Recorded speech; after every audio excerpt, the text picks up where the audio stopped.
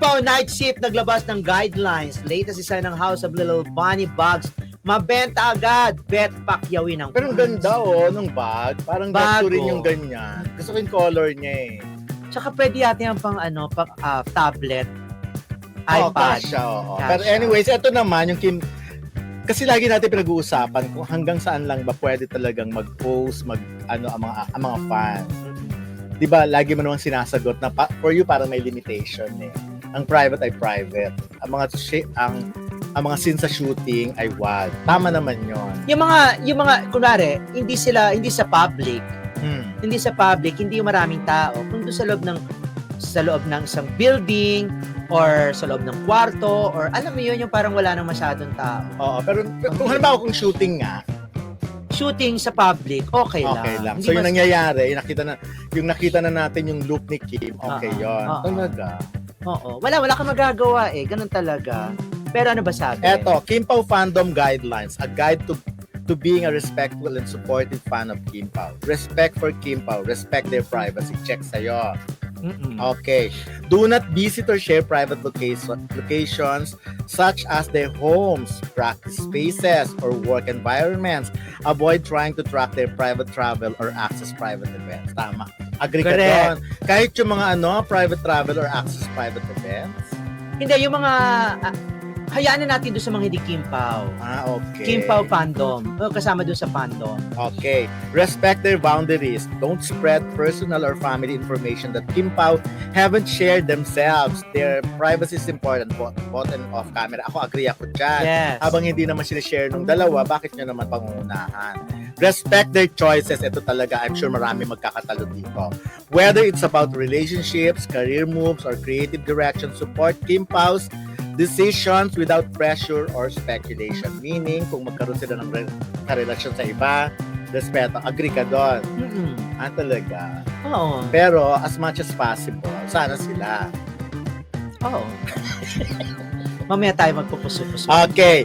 Positive fan engagement. Support their movies, series, and work. Dapat lang. Watch their movies and series, stream their vlogs and content. Share it positively and show up for their events, whether you are Team Bahay or Team Live. Tama yan. Yan talaga ang panay. Embrace inclusivity. Ito. Celebrate the diversity in the fandom. Respect different perspectives, biases, and experiences. Dito nagtatalo. Respect different perspectives, biases, and experiences ng fandom na ito, Oo. Okay, halimbawa kung ikaw sige, gusto mo na ba mag-chika dyan o mamaya? Hindi, yun muna. Yung biases, ibig sabihin, Okay. what do they mean that the biases?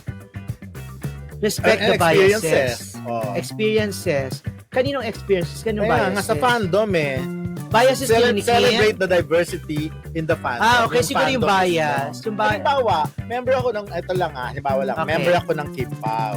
Dapat Kim Pao lang. Pero nagpunta ako sa event ni Gerald or ni ganito. Mm-mm. Bawal yon. Hindi maganda. Pwede kang pumunta pero hindi ka pwede mag-post. Okay. Kasi di ba parang Ka-questionin respect eh. Celebrate the diversity. Okay. Ko-questionin bakit ka nandun doon? Di ba? Alam mo naman nating tapos na baka kung ano sabihin ng iba. Okay. Kasi bagay, Pwede siguro for personal consumption lang. etong respect different perspectives. Siguro kung meron kang pananaw tungkol doon sa kung kunwari sa Kim Pao. Okay. Parehas tayong Kim Pao fan. Oo, meron kang Pero pananaw. pagdating sa politics, iba pananaw ko. Oo. Respeto meron- namin sa akin, respeto ko sa'yo. Oo. Bes hindi para pagdating lang sa Kim Pao. Kim Pao lang 'yun. Kung meron kang pananaw tungkol sa sarili mong perspective, kunwari gusto mo ng ganito na ang Kim Pao. Okay. Ganyan. Irerespeto kita provided na hindi ito makaka-offend ng iba Okay. or hindi makaka-apekto dun sa sinusuportahan natin or dun sa objective natin susuportahan natin sila no matter Okay. what. Eto talaga maganda to. Mindful fan behavior. Being a fan means supporting, not controlling or obsessing over Kim Pao. Respect their space and autonomy. Ito talaga, yung sinasabi natin, yung kinokontrol mo na Yes. lahat na ba, yung halimbawa, si Kim, hindi na siya pwedeng makita na kasama yung si ganito. Halimbawa, lumabas or whatever. Obsessive Ganun na din. yun. Yes.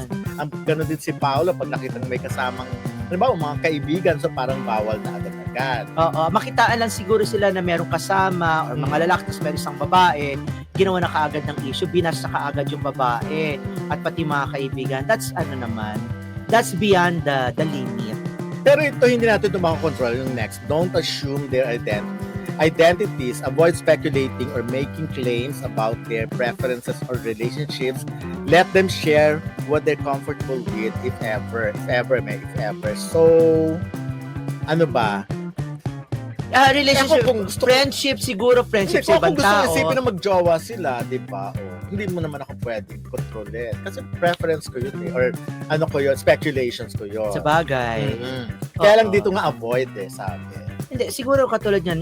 Ano yung preferences? Oo, making- Sabi? Avoid speculating or making claims about their preferences or relationships. Avoid speculating. Oo, Ibig sabihin, wag wag magdilulo ng sobra-sobra Oo, at let i-claim them ka agad share. na wala pa namang official or wala pa nang gagaling sa kunwari sinasabi ng gano'n na na magjowa na ng Oo. bonggang-bongga na ikakasal na or engage something, may engaged sing-sing na. Oo. Oo, walang gano'n. Dapat hindi nga gano'n. Wag pangunahan or something. Ayun. So, Pero yung, meron pa ba? hindi na. Pero kung gusto, kung ang dilulo ko ay magjowa sila, Okay lang yun. dapat Dilulo wag mo. kung avoid kasi. Hindi, kung dilulo mo lang sarili mo, okay lang Pero- yun. Pero ipapangalandakan social Na media. ay magjowa na tong Magjowa dalawang na tong to. dalawang Nakita ko to. sila kahit hindi Oo. naman Oo. ako yung mga ganon. Mga ganun gumagawa ka na kaagad ng mga kwento. And Yes. tungkol nga pala doon sa mga travel na yan at makita sila sa public, okay lang naman siguro na i-post.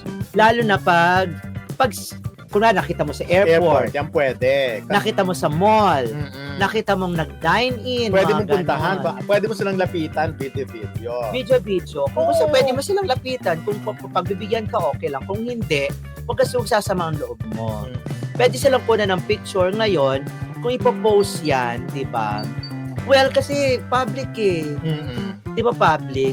Pero kung ganun yung guidelines ninyo at nandoon ka sa fandom nito, wala kang choice kundi sundin or kaya umalis ka. Ganon. Use social media responsibly. Avoid ito, fan wars, drama, or spreading unverified information. Katulad kasi sinabi natin, represent the fandom with integrity. Tama naman yun, avoid fan wars. Actually, ang problema kasi, pare-parehas na fandom, pare-parehas na fans, mismo nag-aaway. Kasi hindi mo naman talaga pwedeng, sa isang grupo, hindi talaga pwedeng pare-parehas kayo ng Ang suggest ko nito, yung mga presidente ng mga fandoms na yan, mag-usap-usap kayo, mag-meeting kayo. Magkaroon kayo ng siguro mga once a month na meeting para at least alam nyo kung ano yung mga dapat nyo. Kasi baka iba kasi yung guidelines Sila iba yung guidelines. na taliwas naman dun sa, hindi aligned dun sa guidelines or sa gusto or sa objective ng isang fandom. Dapat ganun para at least pare-pareho kayo ng thinking or pare-pareho ka ng Pero ito talaga opinion. tama ito, avoid fan wars, drama, or Oo. spreading unverified information.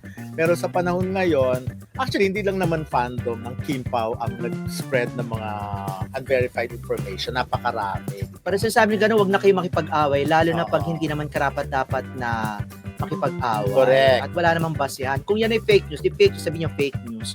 Yung mga gano'n. Pero parang masyado, tama lang naman yung mga guidelines Okay. na yan. Meron nga lang siguro mga sobra, pero nasa inyo yun eh. Yun ang ginawa, di ba parang katulad niya sa award-giving bodies. Di ba? Bawal sa PMPC, bawal makipagtsikahan or dumalo sa mga Correct. event ng mga artistang nominated. Yes. Kasi Baka mamaya, syempre, nominado, tapos mamaya lagi mong kasama, di ba? Ano yun? oo, baka Bawal. pag nanalo, Noong di ba? time natin, Oo. bawal na bawal yung mga ganun. Ngayon ba bawal pa rin? Hindi ko na alam sa kanila eh. O, kasi hindi naman natin nakikita. Hindi Dahil sa na- inyo hindi bawal. Na Kunwari nominated, bago pa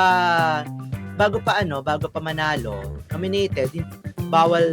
Pero yung mga press con okay lang. Pero sa yung press con lang naman, yung mga, pero yung kunwari, makikipag-meet ako, may makikipag-dinner. kipag-meet or kaya Bawal, dinner o syempre nag-invite naman. sila, gano'n. Sa bahay. Hindi nag-invite ng parang gathering o get-together. Pwede, ng, syempre.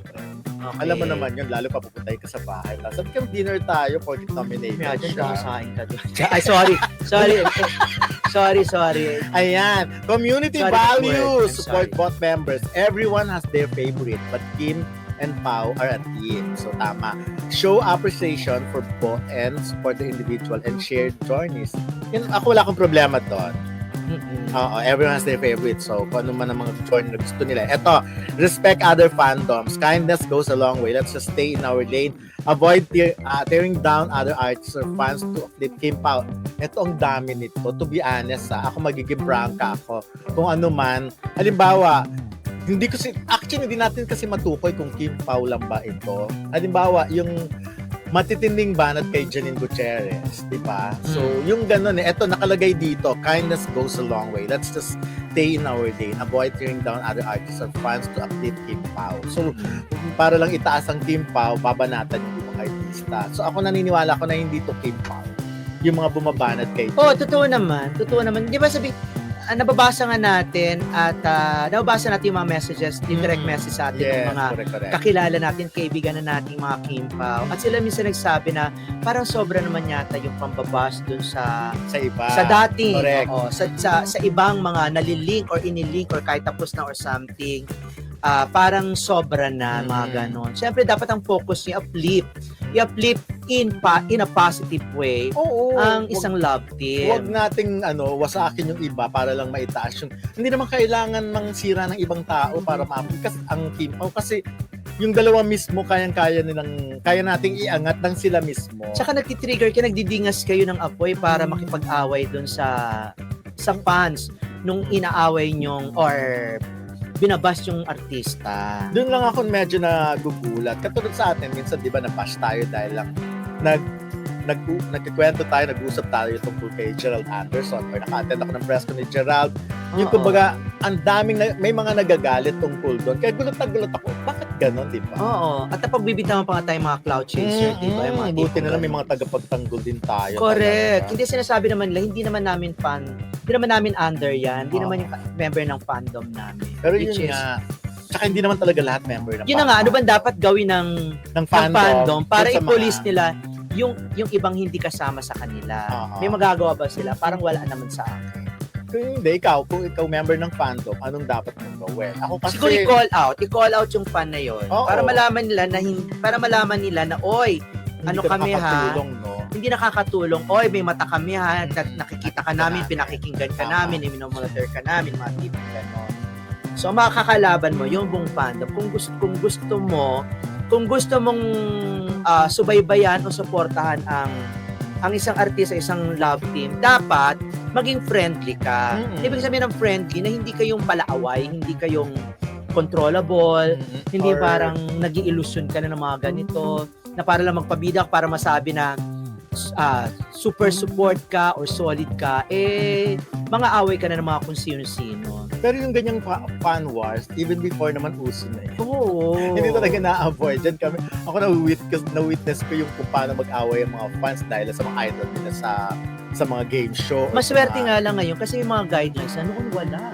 In bakbakan talaga pagdating sa awards night talaga. Talakan, mga ganon. Palakasan ng sigaw, hindi pa patalo. Oo. Iba naman din. Sa bagay, may ibang fandom din naman kasi kung makapuyo din sa Kim Pao fan, di ba? Talagang pipikunin din talaga nila yung yes! Kim Pao. Yun. So in summary, the Kim Pao fandom is all about respect, support, and positivity, whether we're in different fan groups, solid, Team Bahay, Team Live, or even Team Tahimik lang sa Gedli. We're all here because we support the same tandem. At the end of the day, we're one community, and how we treat each other says a lot about the fandom we belong to. So yun nga, ganun lang. Ako gusto ko tong guideline na ito ng Kim Pao Night Shift. Samahang puro good vibes. Di ba kaya Queen of Good Vibes tawag kay Kim Chu natin? Correct. Kasi yun naman talaga ang gusto ni Kim, ang spread ng positivity and good vibes. Kaya siguro pag nakakabasa si Kim ng mga negative comments or nakikita niya nag-away-away, hindi niya yan ikinatutuwa. Ayun. Ang saya at nakakaaliw basahin ng mga testimonya ng mga solid Kim Pao fans. Ang daming kwento ng kilig, sakripisyo at pagiging extra sa pagmamahal sa tambalang Kim Chiu at Paulo Avellino. Ang mga hashtag na dahil sa Kim Pao at since KP happened ay malinaw na naging outlet ng fans para maipahayag kung paanong nabago o nadagdagan ng kulay ang buhay nila dahil sa tambalan, na halos hindi na makagalaw sa bahay, laging nakaabang sa ayuda o updates mula sa Kim Pao.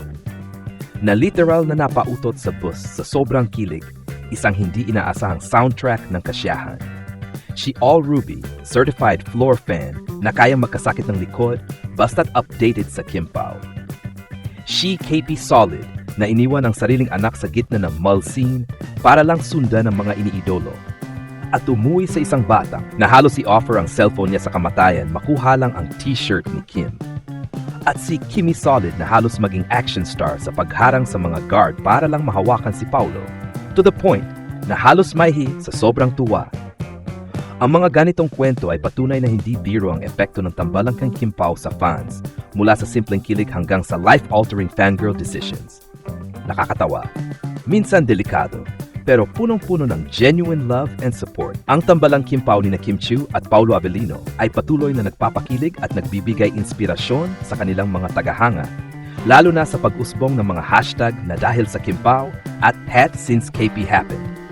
Ang mga ito ay naging daan upang maibahagi ng mga fans ang kanilang mga kwento kung paano nabago ng tambalang ito ang kanilang buhay. Mga kwento ng kilig at dedikasyon ng Kim fans. Comic art na nagpakilig.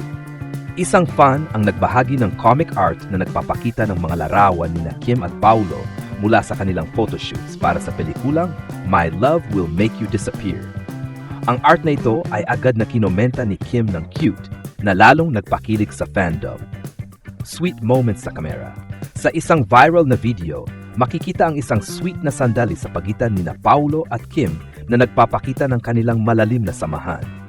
Ang mga ganitong eksena ay nagpapasaya sa kanilang mga tagahanga at nagpapalalim ng kanilang koneksyon. TikTok kulita, nag-trending din sa TikTok ang video ni Kim at Paulo habang nagli-lip-sync sa kantang Price Tag ni Jessie J. Kahit bihira mag-TikTok si Paulo, todo bigay siya sa pagsabay kay Kim na nagpapakita ng kanilang natural na chemistry.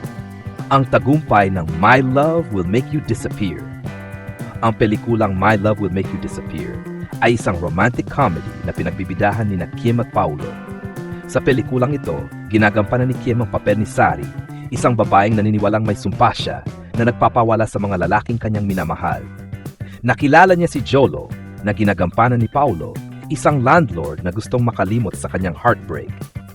Ang kanilang kwento ay puno ng kilig at drama na talaga namang tinangkilik ng mga manood. Sa kabila ng mga hamon, ang pelikula ay kumita ng 173 milyon sa buong mundo, isang patunay ng suporta ng kanilang mga tagahanga. Pagkilala sa Kim Pao fandom, hindi matatawaran ang dedikasyon ng Kim Pao fans, mula sa paggawa ng mga fan arts, pagsuporta sa mga proyekto, hanggang sa pagsali sa mga online trends, tunay na buhay ang fandom na ito. Ang kanilang pagmamahal at suporta ay nagbibigay inspirasyon kina Kim at Paulo na patuloy na magbigay ng saya at kilig sa kanilang mga tagahanga. Sa huli, ang kwento ng Kim Pao ay hindi lamang tungkol sa isang tambalan sa showbiz, kundi isang patunay ng kapangyarihan ng pagmamahal, suporta at koneksyon sa pagitan ng mga artista at kanilang mga tagahanga.